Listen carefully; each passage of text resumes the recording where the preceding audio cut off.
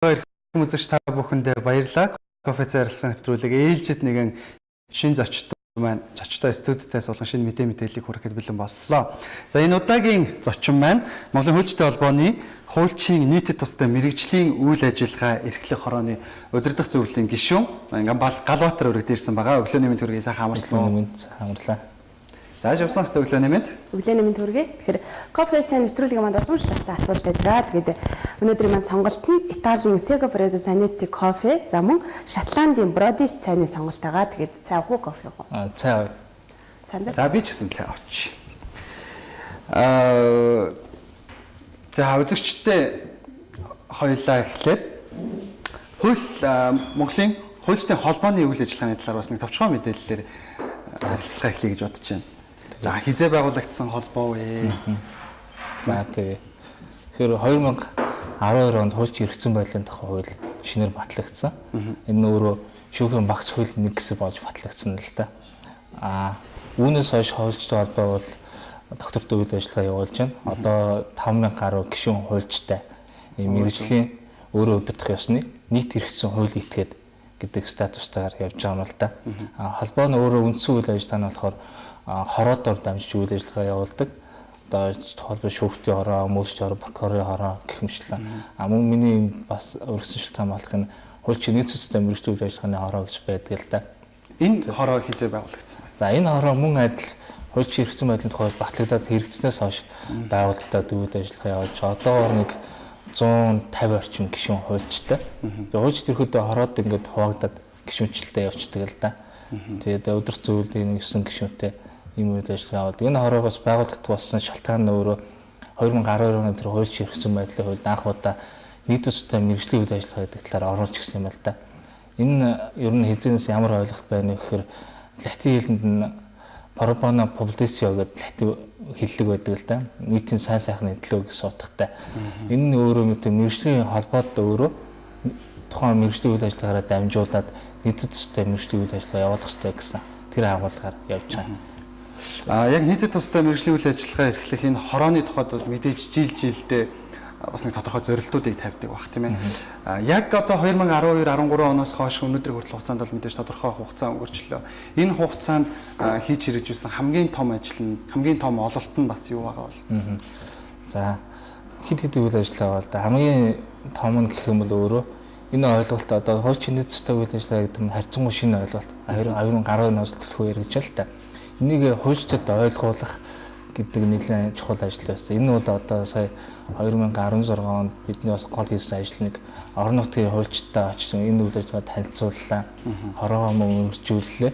Мөн олон нийтэд бас энэ ойлголтыг бас нэлээд түгээж бас нэг гол зүйл нь өөрөө нийт тустай мэргэжлийн ажиллагаа гэж юу юм бэ гэдэг тэр бодлогын баримтчгээ бас босруулсан л да. Тэгэхээр дотор нь өөрөө юм 3 үндсэн үйл ажиллагаа орох юм байна гэдэг. Тухайлбал бид нар нэг стратеги өмгөөл гэж ярьдаг. Тэр үйл ажиллагаа орж байгаа. Хоёрдугаар иргэдэд эрхцэн боловсрол олох гэдэг нэг үндсэн үйл ажиллагаа. Гуравт нь гэмт хэрэгс өршин сэргийлэх чиглэлээр үйл ажиллагаа. Энэ 3 үндсэн чиглэлээр бид нар явах хэрэгтэй байна гэдэг бас тодорхойлсон ийм ололт байлаа. Нэг үе бодохноо за ялангуяа сүүлийн жилүүдэд иргэдийн одоо хууль эрх зүйн талаарх ойлголт мэдлэг бол нэмэгдэж байгаа юм удаа гэсэн зүйл бол ажиглагдж байгаа. Энэ магадгүй одоо бас танай холбооны зүгээс ялангуяа танай хорооны зүгээс хийж хэрэгжүүлж байгаа ажил байх гэж бодож байна. Одоо мэдээж бас яг 2012 оноос хойш гэдэг бол хэрэгжиж эхэлсэн тэр хугацааг одоо иргэдийн хууль эрх зүйн орчны мэдлэгийг яг өнөөдрийн түвшинтэй харьцуулах юм бол хэр хэмжээний ахиц гараад байгаа. Тэгэхээр эрхтэй эрх зүйн боловсролыг бас хэмжих нэг үзүүлэлт нь өөрөө гэмт хэргийн өсөлт бууралт бас байдаг л да. Тийм бах тий. За би зарим статистик авчирлаа л да. Тухайлбал 2016 онд эрүүгийн хэрэгт 6500 хүн одоо холбогдсон байна гэж байна. Тэгэхээр энэ тоо харьцангуй буурж байна гэж үздэг л дээ. За нөгөө талаар хуучин бас дэд боловсролтой хүмүүс гэмт хэрэг холбогдох нь ихсэн байвал одоо энэ тоо бас багасж байна. Нөгөө талаар бас энэ эрх зүйн боловсролын сургалтанд хамрагдсан хүний тоос нэлээд нэмэгчлээ л дээ. Тухайлбал 2016 онд нь 15000 орчим оюутан сурагчдад хуульчид хичээл заасан байна л да.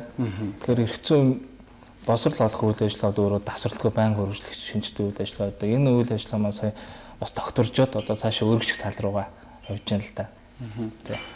2016 6500 гэхээр өмнөх жилүүдэд энэ тооноос бол харьцангуй их байсан гэсэн үг. Тий, өмнөх жилүүд одоо 5-аас 10%-аар ингээд арай өсөлттэй бол ер нь 5-аас 10% буураад яваад байгаа. Тийм зүйл байгаа. Энэ жилийн тухайд бол бас мэдээж энэ тоог бууруулах зорилтыг тавьж байгаа бох тийм ээ. Бас 2017 он гараад нэг сар нь одоо ингээд дуусгуулж нэг сартаа багтаад бас яг хууль эрх зүйн иргэдэд сурталчлах талаар ямар нэг ажлыг эхлүүлсэн үү? Тий. Тэгэхээр иргэдэд хууль туршлах асуудал бол үнэхээр чухал л да. За манай саяны дурсан хороо маань өөрөө бас энэ чиглэлээр хөтөлбөр боловсруулаад төрийн байгууллага болон төрийн байгууллагатай хамтраад үйл ажиллагаа явуулж байна л да. Тухайлбал хүн нэрийн өмсний комисстэй хамтраад сая хүн нэрийн өдрөөр буюу 12 сарын 10-нд иргэдэд бас үнэгүй хууль зүйн үнэлбэр зөвлөгөө өглөө. За мөн одоо хууль зүйн яамнаас засгийн газраас ер нь 2020 хүртэл иргэдэд эрхсэн боловсрол олох үйл ажиллагаа нэлээд чухал болоод зорилт хөтөлбөр болоод хэрэгжүүлж байна л да. Баярлалаа. Одоо 17 он гараад мэдээж тодорхой ажлууд ер нь одоо хичнээн ямар байгууллагуудтай голчлон хамтарч ажиллаж байна. Байгууллагуудын зөвс бас яг ямар саналтай байна. Тэгэхээр 1997 он буюу одоос нь 20 жилийн өмнө гэмт хэрэгээс өршин сэргийлэх тухай хууль гээд батлагдсан л да. Өөрөөр гэмт хэрэгээс өршин сэргийлэх Монгол улс ер нь ямар бодлого баримтлах ёстой, аль байгууллага юу хийх вэ гэдэг талаар тодорхойлсон. Энэ үрээнд бол хувийн хвшил олон нийтийн байгууллага иргэд бол одоо хамтарч ажиллах ёстой тус тусыг үүрэг хүлээнэ гэж заавардагдсан. Энэ үрээнд бол тууштай холбооноос бол олон нийтийн байгууллага буюу за нээлттэй нэгэн форум, төрийн байгууллагаас хэлэх юм бол хүний хүмүүсний комисс, хууль зүйн дотоод хэрэг яам, гэмт хэрэгээс өршин сэргийлэх зүйл гэж байдаг л да. Энэ зүйлтэй бас хамтарч ажиллаж байна. Ер нь бол олон талт оролцоог нэлээд чухалчилж байгаа л да. Зөвхөн хуульчтай холбооны ажил биш нь бол өөрөө олон нийтийн бүх нийтийн үйл ажиллагаа учраас бид нарт одоо нээлттэй баг бүхэл байгууллагатай хамтрахыг зорж байна.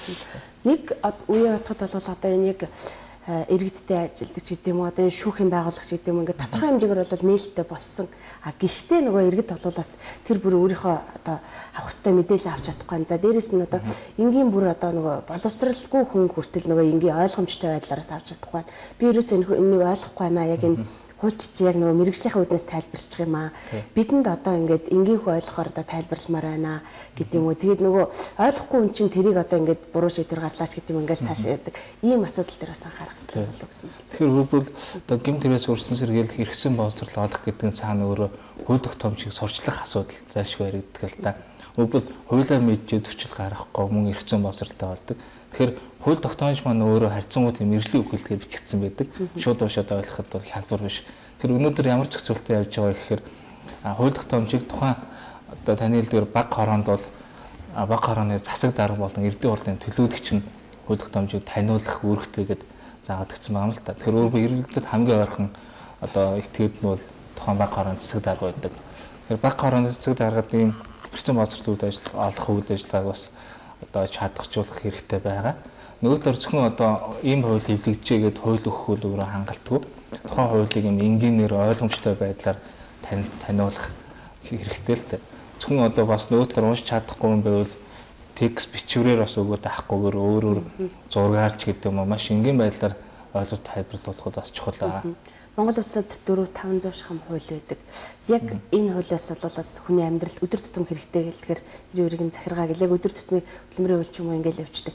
Тэгэхээр яг иргэдэд одоо хамгийн ойр одоо байдаг энэ хуулиудын талаар одоо илүү сурчлах. За дээрэс нь ямар нэгэн хууль батлагдахын өмнө бол бас тэр хуулийг сайн сурчилж ээж илүү судалгаатай, илүү нарийн bijж гарахгүй бол ингээл батлагдаад байдаг хууль нь. Тэгээ тэр нь бас амьдрал дээр 100% хэрэгжиж байгаа гэвэл бас үгүй. Тэгэхээр энэ дээр бол бас нэг тодорхой хэмжээний залт хууль төрхийн өмнө ч гэдэг юм нэг ийм асуудлуудад бас тодорхой хэмжээний иргэдийн санаачлага байлаа. Тийм. Нэг ийм судалгаа байт юм л л дээ. Ямар хуулийг иргэд хамгийн сайн мөрддөг вэ гэдэг. Тэгэхээр өөрөө төслийнхний явцад өөрөө оролцсон, хилцүүлэгт нь оролцсон тэр хуулийг хамгийн сайн мэддэг, мөрддөг гэдэг юм байна л да. Тэгэхээр сая сүүлд одоо 1 сарын 1-ээс мөрдөж байгаа хууль тогтоомжийн тухай хуулиар хууль тогтоомжийн төсөлд иргэдээс санал авах хилцүүлэх сонирхол асуудлыг нэлийн цогц байдлаар оруулж өгсөн л дөө. Тухайлбал 30 хоногийн өмнө ингээд 30 хоногийн дотор хилцүүлэх зохион байгуулах хэрэгтэй гэдэг ч юм уу. Тэгэхээр хилцүүлгийн талаар гарсан саналыг яаж тусах юм бэ? Тусгасан хэсгээ яаж мэдэгдэх вэ гэдэг энэ асуудлууд одоо 1 сарын 1-ээс илүү ойлгомжтой болж эхэлж байна л да. Нөгөө талаар Үйлдэх томчин дээр үнэлгээний асуудал бас орж ирсэн. Өөрөөр энэ хууль батлагснаар ямар үр дагавартай вэ? Төсөв санхүүгийн үед ямар одоо зохицуулалт ялгаа гарах вэ гэх мэт энэ зүйлсүүд бол одоо 1 сарын 1-ээс харьцангуй тодорхойлоод явж байна. Тэ. Бусад улс хооронд бол эрэгтэй зөвлөлдөх гэдэг ойлголт өгд юм байл л дээ. Өөрөөр зөв батлагсан үйлийг даг гэж шахахаас илүүтэйгээр одоо ийм хуулиас боловсруулах гэдэг энэ хууль танд ямар хэрэгтэй вэ? Таны зүгээс ямар оролцоо авах вэ? Ямар санал байна вэ гэдэг нэлээд цогц байдлаар саналыг авдаг. Тийм байдлаар явдаг. Манайд бол өмнө харьцангуй бас хэлбэрийн шинжтэй санал авсан нэртэй ингээ явцдаг тийм алдаанууд байсан л та. Тэ. 2016 онд бол за одоо гэмт хэрэг зөрчил холбогдсон 6500 гаруй хүн байна гэдгийгсэн шүү дээ. Яг одоо танаа холбооны зүгээс танаа хорооны зүгээс хийж хэрэгжүүлж байгаа ажилд эдгээр одоо гэмт хэрэгт холбогдсон хүмүүстэй одоо зөвлөгч үү тийм үү те мэдээлэл өгөх тал дээр бас ажлыг хэрэгжүүлдэг үү? Тий. За хошд холбооны зүгээс бол маш олон талд үйл ажиллагаа явуулах зордгоо. Нэг нь өөрөө одоо 20 хангад яд эдэлж чад тэр хүмүүст бас их тодорхой өрсөн боловсрол олгүй бол ялаа хэлээд дуустны дараа дахин давтан гэмтэрэг үйлдэх байхад нь анхаарах нь чухал юм байна гэдэг шүүн шийдвэр гүйцэтгэх байгууллагатаас хамтарч ажиллахаар яриад байж байна. Тэдгээр байгууллагаас ч бас бид нэг өөрөлдөл та нар одоо манай дээр сургалт явуулаач гэдэг. Энэ талаараас бид нэр төлөвлөгөөнд оролцож хийх гээд байж байна. Нөгөө талаар энэ гэмт хэргийн шалтгаан нөхцөлийг тогтоож судлах асуудал өөрөө бас нэлээд чухал байдаг. Зөвөр хэрэг үүссэн хүмүүстэй харилцахаас илүү тэр гэмт хэргийн шалтгаан нөхцөлийг судлах асуудал бол судалгааны үндсээр нэлээд явдаг л да. Энэ судалгаа бол хэд хэдэн судалгааны байгууллага хийж байна. Тэгэхээр бол одоо хамгийн өсч нэмэгдэж байгаа тэр гэмт хэрэгүүдийн талаар бас судлах шаардлага байгаа юм л да. Тэ. Тэгэхээр одоо юу ээж байгаа яг энэ гэмт хэргийн одоо гарах болсон шалтгааныг судлаад үзэхэд гээд та сая ярьлаа. Тэгэхээр манайд одоо маш сонин ойлголт байдаг. Энэ нөгөө сэтгэл зүйн хувьд бол өөрийгөө барих чадваргүй тийм хүмүүс одоо гэмт хэрэг хийж гэн гэж амьдралын нөхцөл боломж тааруу. За дээрэс нь бас нөгөө бүр бүх юм ингээд хангалуун болж байгаа ч гэсэн хүн нөгөө өөр юмар ингээд сэтгэвэдэг. Дээрэс нь бидний өдөр тутмын үзэж байгаа кино юу байна? За дээрэс нь одоо мэдээлэл авч байгаа юу байна? Нөгөө гаднаас одоо нэг юм үзэхээр яг энийг одоо хэрвээ ингээд зүйл яад юм болооч гэдэг юм уу. Тэгэхээр энэ дээр бол бас нэг үзэг харах юм дээр за нийгмийн талаас бас нэг юм таниулах зүйлүүд бас чухал юм байна. Тий. Тэгэхээр ямар хүмүүс хамгийн гэмт хэрэг үйлдэлд ингээд статистик харахаар 18-аас 29 насныхаа одоо 50 орчим хувь нь бол нийт одоо гэмт хэрэг үйлдэл яаш шийтгэл хүмүүс. Тэгэхээр бид 18-аас 29 насныхан гэдэг маань харьцангуй тэр мэдээлэлд ойрхон үзэж харж байгаа нэлээд өөр тийм хүчрхийлэл агуулсан кино их үздэг ч юм уу. Тэр нэг талаар нөлөөлж байгаа байдал байж болох юм. Тэгээд нөгөө талаар бас дээд боловсролгүй буюу бүрэн дүнд боловсролтой хүмүүсийн гэмт хэрэг үйлдэх нийгмийн төгөөмөл юм байна л та. Тэгэхээр тухайлбал боловсрол олох үйл ажиллагаа бол бас гэмт хэрэгтэй тэмцэхэд нэлээд чухал нэндээс харагдаж байгаа юм л да. Тэгээд одоо бас тухайн гэр бүл дээр авч үзэх юм бол хүмүүсийн хүмүүжил хүүхдийн хүмүүжил бас их чухал юм л да. 18-аас 29 насны гэдэг нь харьцангуй одоо залуу хүмүүсээ шүү дээ. Энэ одоо нийт гэмт хэрэг үйлдэл яаш шийдвэс хүмүүсийн 50 орчим хувь нь энэ насныхан байна. Тэгэхээр магадгүй энэ насныханд анхаарсан тийм үйл ажиллагаа бас хэрэгтэй л. Тий. Хүүхдүүд рүү гэхлээр хүүхдүүд рүү чиглэсэн бас үйл ажиллагаа байх нь ер нь одоо хэрэгтэй хэрэггүй. Нөгөөтэйгээр одоо бас ерөнхий боловсролын сургуулийн хөтөлбөрт ч гэдэг юм уу яг одоо иргэнд хэрэгтэй тэр хууль эрх зүйн орчин талаас нь боловсрол мэдээлэл өгөх тийм ажлууд ер нь хэрэг хийдэг. Хүүхд рүү анхаарах бас маш хамгийн чухал ажил л да. Өөрөөр энэ хүүхдүүд нь ахаад ирээд 18 насныхан болно. Ахаад энэ гэмт хэрэг хамгийн их үйлдэх англи руу орох эрсдэл байдаг учраас энэ хүүхд чиглэсэн үйл ажиллагаа нэлээд чухал байдаг. Яг хаа сургуульд бол иргэний боловсролын хичээл байд юм билээ. Энэ дээр гэхдээ миний хэлснээр хангалттай тийм эрх зүйн мэдлэг олох юм бол явагддаггүй. Өнөөдөр цагаар хэрэгжиж байгаа тийм. Өнөөдөр цагтаас хүүхдүүдийн хамгийн их хохирч болж байгаа орон зай байна өөрөө интернетийн орон зай болчихж байгаа юм л да. Тэгэхээр интернет одоо нийт албаж байгаа хүмүүсийн 3/1 нь ямар нэгэн байдлаар интернет авшир юм дарамтанд төртөг, хүчирхийл төртөг гэдэг интернетээр дамжаад өөр бас гэмт хэрэг хохирч болох ийм эрсдлүүд бас байд юм байна. Тэгэхээр нөгөө талаар хүүхдүүд бас гэмт хэрэг төрслөөс урьдчилгэхэд бас гол анхаарах юм нь өөрөө интернетээр юу үзэж харах вэ, юу дуурайх вэ, интернетийг хэрхэн зохистой хэрэглэх вэ гэдэг асуудал бас чухал очиод байгаа юм л да. Яг тэр эцэгчүүд өөрөө интернет гэдгийн талаар ойлголт багтай юу үзэж харж байгаа дээр бүрэн хяналт тавьж чаддаггүй. одоо бас хуульчтай холбоо зүгээр яг хүний үед ингээд аваад үзэхэд бол хуульч танай холбооч одоо хэдэн хуульч бүртгэлтэй байдаг юм? За 5500 орчим хуульч. Тэгэхээр яг хуульчтаас ингээд гарч байгаа үг бол тэр жирийн иргэнд бол их үнцэнтэй. Наадах чи хуульч хүн тэгж ярьсан учраас тийм ч гэдэг юм уу. Тэгэхээр бас хуульчтай одоо нөгөө ёс зүйн хувьд дээрэс нь одоо нөгөө энгийн иргэдэд одоо ойлгомжтой байдлаар таниулах, сурчлах, дээрэс нь ямар нэгэн хэрэг одоо дээр ажиллаа гэхэд ингээд тайлбарлаад өгөх. Хэрвээ та ингэсэн байвал ингэх хэрэгтэй гэдэг юм уу. Тэр хүн дараагийн одоо үйлдэлд нь бас энэ бол бас их тусдаг хүн болох юм бол гэсэн бодол төртэй. Тэгэхээр яг энэ хуульчтай мэрэгшүүлэх, за яг мэрэгжлийн үүднээс нь бол бас мэдээж танах бол байнга ингэж тасралтгүй сургалт явж идэг. Тэгэхээр яг ёс зүй, за иргэнлүү чиглэсэн энгийн иргэдэс тэр чиглэлээр нь бас тий. Тэгэхээр хуульчд өөрснөө бас ёс зүйтэй, мэдлэг боловсролтой байх нь чухал байдаг л та. Үүнтэй холбоотойгоор хуульчдын мэрэгжлийн үйл ажиллагаанд баримтлах дүрм гэдэг хуульчин гол баримтчиг байдаг. Өөрөөр иргэнтэй болон бусад хамтрагчтай, бусад одоо хүнтэй хэрхэн харилцах ёстой юм бэ? Яаж мэрэгжлийн ёс зүйгээ даах ёстой юм бэ гэдэг талаар нь анхаарсан юм баримтчиг байдаг. Энийг зөвхөн хуульч зөрчих юм бол хуульчийн мэрэгжлийн хариуцлагын хороо гэж байгаа. Энэ хороонд тухайн иргэн гомдол гаргаад хуульч ёс зүйн асуудлаар бас шийдвэр гаргуулах ийм асуудал байдаг л да. Өөрөөр хууль зөрчил гаргах юм бол одоо лицензийн хүчингү болох хүртэл арга хэмжээ авдаг ийм онцлог зохицуултаа. Тэгэхээр хуульчийн мэрэгжлийн хариуцлагын оронд хандсан тэр гомдлуудыг харж байхад бол өөрөөр авсан одоо мөнгөнийхөө дагуу бүрэн үйлчлэгээ үзүүлж чадсангүй. Сая таны хэлдэг тэр хууль тогтоомжийн энгийн байдлаар тайлбарлах тэр ажил нь орхигдоод байна. Иргэн өөрт нь хууль тогтоомж маш энгийнээр тайлбарж өгнө гэсэн хүлээлттэй байдаг. Тэр утгаараа мөнгөө хөлсөө өгдөг. Ялангуяа өмгөөлөгч дээр их байдаг шүү дээ. Ялангуяа өмгөөлөгчд бол хөлсөө төлөхдөө өөрт нь бүрэн үйлчлэгээ үзүүлнэ гэдэг байдлаар хөлс төлдөг. Хуульч гэсэн тэгж ойлгодог. Гэтэ сүүлийн үед гарч чад зарим гомдлыг харахад бол яг хөлсөндөө таарсан тохиромжтой бүрэн үйлчлэгээ үзүүлсэнгүй гэдэг тийм хандлт хамгаалдаг. Яг наад төрчин дөрөлөөс сууд жирийн иргэн одоо байгаа хэдэн төгрөгөөр ингээд өмгөөлөгч авлаа. Тэгэхээр ийм тодорхой ийм хэргийг ингэн гэсэн нэг тийм эдийн засгийн хувьд бол нэг тийм тодорхой заалт байхгүй. Ингээд хоорондоо харилцан тохиролцож гэж байгаа. Тэгээд тэрний дараа үр дүн нь яаж гарсан бэ? Яасан бэ гэдэг дээр бол тайлбар өгдөгөө зарим нь бол тэгэл хайчдаг. Энэ дээр бол бас хяналтцуул юм болоод гэж байна. Ялангуяа өмгөөлөгчдөр. Тий. Тэгэхээр тэгэж хууль зүйн тустай үзүүлэх асуудал бол гэрээгээрээ зохицуулж байгаа юм л та. Нэг талнэр нүүдлийн өмгөөлж гэрээндээ мэдээж хоёр талд юу гэж тохирохоос бол хамаарна. Гэхдээ ер нь тэр саяны дурсан хуульчийн мэрэгжлийн үйл ажиллагаанд баримтлах дүрмээр бол тийм бүр тодорхой амлалт өгөхийг бас зөвлөл нэмждэггүй хориглох талтай байдаг л. Яагаад тэгэхээр зөвхөн хуульчаас өөрөөс нь хамаарахгүй бусад оролцогчоос хамаартай хэрэг нөхцөл байдал өөр байдаг учраас тэгэхээр гол хуульчин зүйлс хийх ёстой зүйлүүд би таны төлөө бүх хүчин чармайлтаа бүх чадрууд ажиллаад боломжтой байдлаар хамгийн таны шиг бүрэн хамгаалахын төлөө тууштай ажиллана гэдгийг ойлгуулсан. Тэгж ажилласан байх шаардлагатай юм л да. Тэ. Яг ямар хэрэг одоо өмгөөлөгчдийн хувьд ямар хэрэг дээр ажиллахаас шалтгаалаад өөр гэрээнүүд яг тогтсон нэг л гэрээтэй байт юм лөө. Тий. Тэгэхээр гэрээ бол ерөөдөө бас харьцангуй хоёр талын нууцд хамаардаг л да. Өөрөөр би мөчлөө аав, нэг мөчлөө үзүүлнэ. Ихэнх хуульчийн хувьд бол ер нь бол нэг тогтсон загвартай байдаг. Үүн хүйс дээр ч гэсэн бас харьцангуй ийм жишээ байдаг л да. Ер нь бол нийт одоо иргэний хэвцэн маан дээр бол нийт 30% сэтрэхгүй ч гэдэг тухайн үнийн дүнгийнхэн тийм ээ.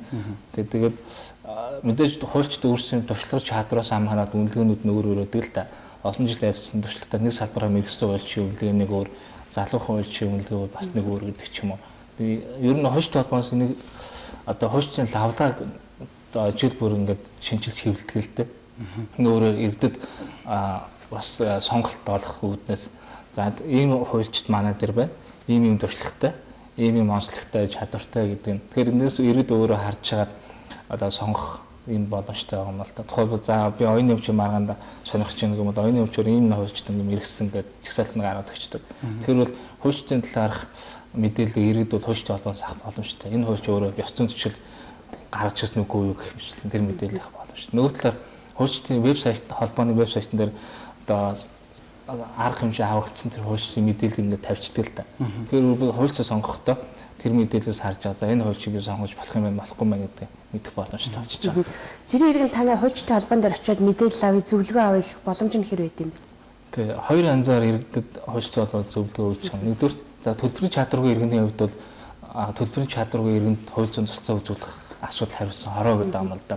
Тэр хороо өөрөө төлбөрийн чадваргүй иргэдэд хувь зүйн тусгай үзүүлэлт ажлыг зохион байгуулад хуульчтай татан оролцуулаад зөвлөгөө өгдөг. Нөгөө талаар төлбөрийн чадвараас үл хамааран нийт хэрэг ашигтай холбоотой асуудал байж болно. Зөвхөн нэг иргэний асуудал юм шиг болж үндсэндээ нийтийн эрх ашиг сонирхолтой холбоотой зүйлээр хуульчин нийт цэцтэй мэргэжлийн ажиллагааны хороонд хандаад тэндээс зөвлөгөө мэдээлэл авч болно. Энд хороо болгон өөрөө хороо хариуцсан мэргэжилтэнтэй байдаг л да. Энэ мэргэжилтүүд өөрөө хуульчин холбоонд хамгийн газар хариалт гэж ажилладаг. Тэ. Иргэд яг өөрсдөө одоо жишээ нь өмгөөлөгч хуульч сонгохдоо яг дийлэнхтэй бол дам ярианаас тэ одоо тэр хуульч тэр өмгөөлөгч сайн гэж байна. Тэгээ чи тэрэн дээр очиж гэдэг юм. Яг иймэрхүү байдлаар сонгож байгаа юм удаа гэсэн зүйл ажиглагддаг л да. Тэгэхээр энэ юу нь бас яг хэр зөв сонголт байдیں۔ Яг өөрөө тухайн ямар хэрэгт одоо холбогдсон тэ тэр хэрэгтэйгээ холбоотойгоор бас хуульчтай сонголт хийе гэх юм бол хаана яаж хандах хэрэгтэй байд юм бол. Тэгээ саний хэлдэг үнэлэлтэй бол танилаасаа мэдээлэл авах байдлаар за тэр хуульч юу сайн эсвэл телевизээр хамгийн их гардаг хуульч энэ нь мундаг хуульч юу сайн юм. Тийм зүйл байдаг.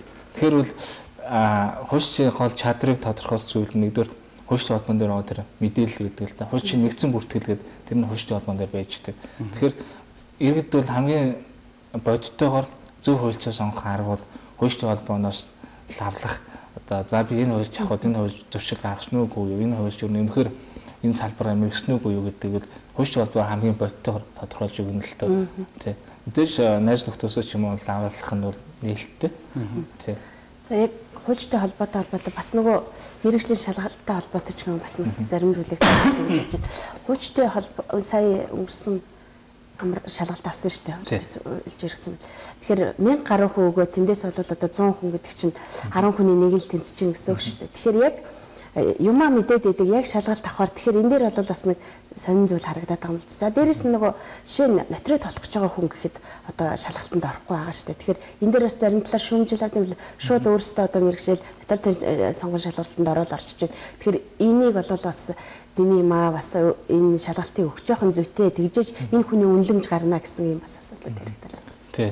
Тэгэхээр өнөөдөр хуульчин шалгалтын тогтолцоо яаж байна гэхээр Өбөл хууль шийдэн маань зөвхөн эрхцүүлж мэрэгчлэр ихтэй сургууль төгсөөд хуульч болохгүй 2 жил мэрэгжлийн дадлаг хийсний үндсэн дээр хуульчийн шалгалтанд орох эрхтэй болж байгаа. Шалгалтанд орсны дараа одоо 2 янзын шалгалт өгж байгаа юм л та нэг нь тестийн шалгалт гэдэг нь ерөнхий мэдлэгээ шалгуулж байгаа. Тэр тестийн шалгалтын дээр тэнцэн тохиолдолд бодлогын шалгалт буюу тэр ур чадвар шалгалт руугаа орж байгаа. Тэр нь одоо нэг 3 бодлого нь эрүү эзэн захиргааны гэдэг үндсүүл орж байна. Үндсүүл бас орж байгаа бах те. Тэгээ энэ бодлогоо амжилттай бодоод 70-аас дээш оноо авч хуульч гэдэг гэж нэрлэгдэх хуульчин лиценз авах бодол хангаж байгаа. Тэгэхээр шалгалтын бодлого хөнгөнөө гэдэг маргаан бол жил болгон гардаг л та. Тэгээ энэ өөрөө бас шалгалтын хороо гэдэг хуульчтай холбоон дээр байждаг. Энэ хороо бол энэ саяны сүүлийн шалгалтыг анх удаа бид зохион байгууллаа. Өмнө нь бол хуульчийн яамны хувь зүйн хүрээлэн хариуц зохион байгуулдаг байсан. Тэгэхээр жил болгон бол ийм шалгалт өндөр байна, хэцүү байна гэсэн маргаан бол гардаг. Гэтэ үл энэ шалгалт бол хамгийн бодиттой юм болов гэсэн зүйл байдаг л да. Өвөл тэр шалгалтанд хэцүүгүй хүмүүс ямар нэг байдлаар гомдолтой байдаг ба. Тэгэхээр дараа нь тэр одоо хуульчтай холбоос тэр шалгалтын хариуг тавьчихдаг л да. Ийм бодлого ингэж бодох хэрэгтэй байсан. Вебсайт нэрийг тавьчихдаг. Тэрийг харахад бол өмнөх жилийн бодлогоудаас айхтар ялгаа байхгүй байдаг. Тэгэхээр бол нэг талаар шалгалтанд цөөхөн тэнцэж байгаа маань шалгуулагчийн бас ур чадвартай холбоотой асуудал байгаа юм л да. Эрхцүүлж гээд төгсөх нэг өөр дараа нь одоо хуульч болно гэдэг бол бас их том шалгуур байгаа шүү дээ. Тэгэхээр энэ дээр бол илүү анхаарах хэрэгтэй бол бид нар 50000 хуульч одоо танад бүртгэлтэй гэдэг чинь. Тэгэхээр энэ хуульчд маань одоо тэр гэрчлэгийн маань одоо хэдэн жилийн татамжтай байдаг. Яг нэг авсан бол тэгээд тэр шалгалтад юм одоо шинэ эмчнэр гээл тэгэхэд лицензийн шалгалтыг 2 жил болоо 3 жил болоо өгдөг гэдэг шиг. Тийм зүйл байд юм уу? Хуульчдын хувьд бол насаараа нэг гэрчлэгээ авчиж байна. Дахиж өгөх шаардлагагүй. Хэрвээ зөрчил мэргэжлийн зөрчил гаргах юм бол тэр лицензийн одоо хугацаатайгаар төтөл зүйл бүр хүчингү болох тийм үр дагаврууд бол байгаа. Хэдийгээр бүх насаар нь буюу одоо ямар нэг хугацаагаар олгож байгаа ч гэсэн зөрчил гаргах юм бол тэрийг хурааж авах зохицуултнууд байж байгаа. Тэ. Одоо яг танай холбооны зүгээс хорооны зүгээс одоо бас мэдээж иргэдэд хууль эрх зүйн талаарх мэдээллийг өгөх тийм ээ. Тэгэхээр яг хэрэгжүүлж байгаа тэр ажил одоо жишээ нь сургалт орлоо гэж бодоход тэр мэдээллүүдийг иргэд хаанаас авах боломжтой байд юм бэ? За тий. Мэдээлэл гэх юм бол за хуульчтай холбооноос өөрөө ямар байдлаар мэдээлэл хүргэж байна вэ гэхээр сар тутмын хуульчийн мэдээг захим сонирн байдаг. Тэрүүгээр нь хуульчийн холбоо юу гэдэг ан гэдэг бол олон нийтэд сар болгон ингээд тайлбарчдаг. Нөгөө талаар бас хуульчтай хороодууд өөрсдөө үйл ажиллагаа сар тутмын ч юм уу эсвэл тодорхой хөтөлбөрүүдэн тэр хэрэгжүүлээд тийм байдлаар тайлбарнууд явуулдаг л да. Одоо тодорхой сарын аян ч гэдэг юм уу. Өмөлчин сарын аян гингүүд өмөлж тодорхой хугацаанд эрдэнэ төлбөр зөвлөгөө өгдөг ч юм уу.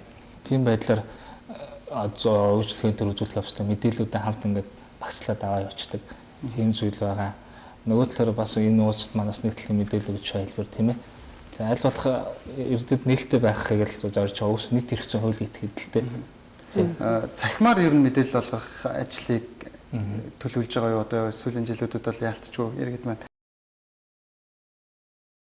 хамгийн их мэдээлэл авахыг зорддог болсон байх шүү. Тэр хуульчтай холбооны бас Facebook хуудас бол нэлийн идэвхтэй байдаг. Тэндээр шүүхийн мэдээлэлүүд аль болох хүргээд явцдаг. Тэгвэл Facebook-оор бол танаа хуульчтай холбоонд нэгдсэн байхад бол тэгэл хэрэгжүүлж байгаа ажлуудын бол тухай бүрт нь аваад байна л гэж ойлгож байна тийм. Одоо жирийн иргэн нэг асуудал гарлаа гэхэд хамгийн эхлээд би хэн хандах хэрэгтэй юм бэ? Цагдаа хандах уу? Би цагдаад өргөдөл гарах уу? Шүүхэд хандах уу? Дээрээс нь би өмгөөлөгч авъя гэхэд өмгөөлөгчтэй холбоонд хаана гэдэг ингээл яг зүгээр нэг жирийн иргэнд тэр болгон янз янзын асуудалд ордог иргэнд бол бүр тэр бол хол хөндийн асуудал байгаа шүү. Тэгэхээр яг жирийн иргэн хамгийн эхлээд хандах хэрэгтэй. Тэгэхээр нэгдүгээрт ямар хэрэм агаан талбарцсан байнуудаас хамаарах байх л та. За үнэхээр гэмт хэрэг ностой гэмт хэрэг асуудал хамгийн түрүүнд бол цагдаад хандах хэрэгтэй. Дараа нь өөр хэрэгших хамгааллуудыг гэх юм бол хуульч өмгөөлөгч хандна. Эрүүг эрэхт бол онцлогтой нь заавал өмгөөлөгч байх хэрэгтэй байна л да. Зүгээр хуульч. Хуульч өмгөөлөгч гэдэг нь бас арай өөр болчихжээ тийм ээ. Өмгөөлөгч гэдэг нь хуульч балчууд дахиад дараа нь шүүх төлөөлөх хэрэг нээлгсэн тэр хуульчийг хэлээд байгаа юм л да. Эрүүг эрэхт бол заавал та өмгөөлж авах хэрэгтэй болж тааж байна. Нөгөө талаар заавал хэрэг маргаан гарсны дараа биш урьдчилан сэргийлэх байдлаар бас хуульч таамжуул болно. Одоо би ийм гэрээ байгуулах гэдэг байгаа ийм худалдаа орон сууц худалдаа авах гэрээ ч гэдэг юм. Энэ гэрээ надад ашигтай байна уугүй хараад өгөөс гэхэд хуульчараас хянуулж болно. Тэгэхээр бол аль болох нөхцөл байдал хүндрөхөөс өмнө тийм урьдчилан сэргийлэх байдлаар хандах нь бол хамгийн бага зардалтай үр дүнтэй байдаг л та. Гэмт хэргийн гаралт одоо буурахгүй байна, ажилгүйдэлтэй холбоотой байна. Тэгээд нийгэм бухимдалтай байна гэж бас их хүмүүс хит их хол хөндөө ярьдаг шүү дээ. Тэгэхээр гэмт хэрэгт холбогдохгүй байна гэдэг хувь хүнээс хамгийн гол нь хувь хүнээс шалтгаалж байгаа. Тэгэхээр ер нь бол гэмт хэрэг гарсны дараа бас гарахаас өмнө урьдчилан сэргийлвэл тэр хүндээ ч ер нь нийгэмдээ ч гэсэн ардлагтай дээрээс нь аюул багтай үүднээс бол бид өнөөдрийнхээ ярилцлагыг бол чиглүүллээ. Тэгээд бас нэвтрүүлгийн төгсгөл тэнэг бас нэлээд үл дээ. За тэгэхээр бол мэдээж гэмт хэргийн гарал өвсөлт бууралт бол хувь хүнээс хамгийн хамаардаг. Хувь хүн өөрөө өөрийн гэсэн бодолтой бас ямар нэгэн хобби дуур сонирхлын зүйлтэй байх хэрэгтэй нь өөрөө гэмт хэрэгт холбогдохгүй байхад маш чухал байдаг л да. Өөрийн гэсэн бодолтой байх их чухал. Тэгээд бусдын ятгаланд автахгүй байх хэрэгтэй.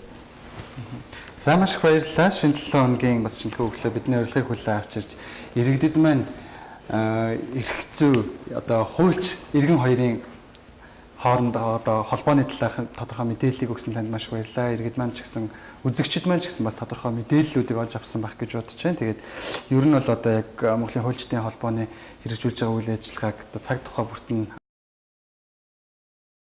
тийм ээ. За маш их баярлалаа. Таны одоо цаашдын ажилд мэдээж одоо бас том ажлыг гадаж хийж байгаа учраас танай холбооны цаашдын ажилд өндөөс амжилтыг хүсье. За баярлалаа.